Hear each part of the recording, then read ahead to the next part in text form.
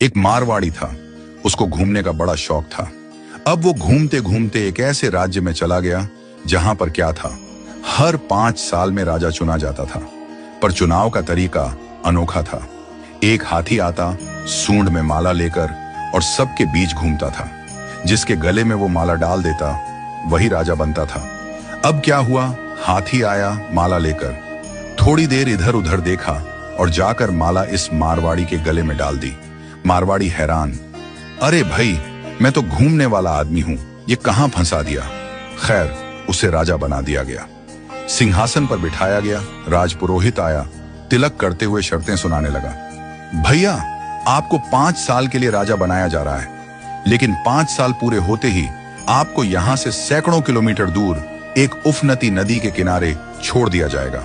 उस नदी में घड़ियाल हैं, मगरमच्छ हैं, जिनकी वजह से आप नदी पार नहीं कर सकते। अगर किसी तरह पार कर भी गए तो उसके बाद आएगा एक गहरा जंगल जिसमें हिंसक जानवर और खतरनाक राहें हैं।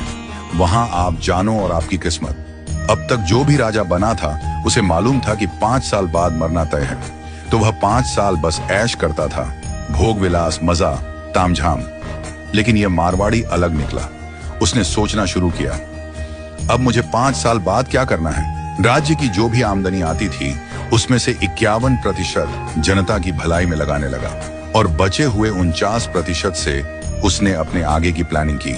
पहले साल उसने नदी पर एक पुल बनवाया, दूसरे साल उस पार के जंगल को साफ करवाया, खेती के लायक जमीन बनवाई, तीसरे साल वहां सड़कें बनवाई, लोग वहां बसने लगे, गांव और मोहल्ले बनने लगे। चौथे साल एक छोटा सा महल बनवाया जहां वह आगे जाकर रह सके। 5वें साल अपने जीवन भर का खर्च, जरूरी चीजें, अनाज, सब कुछ वहां स्टोर करवा दिया। अब 5 साल पूरे हो गए। परंपरा के अनुसार लोग उसे ढोल नगाड़ों के साथ विदा करने आए। लोगों की आंखों में आंसू थे।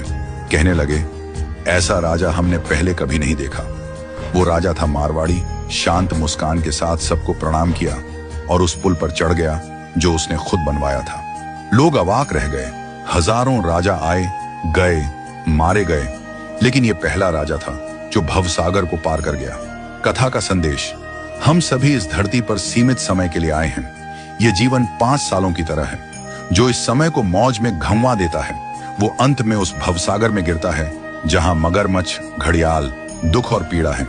लेकिन जो जीवन का उपयोग अच्छे कर्मों, जनसेवा और प्रार्थना में करता है वो इस जीवन से परे उस पार पहुंच जाता है। तो आज ही से भवसागर पार करने के लिए अपना पुल बनाना शुरू कीजिए, ताकि जब आपका कार्य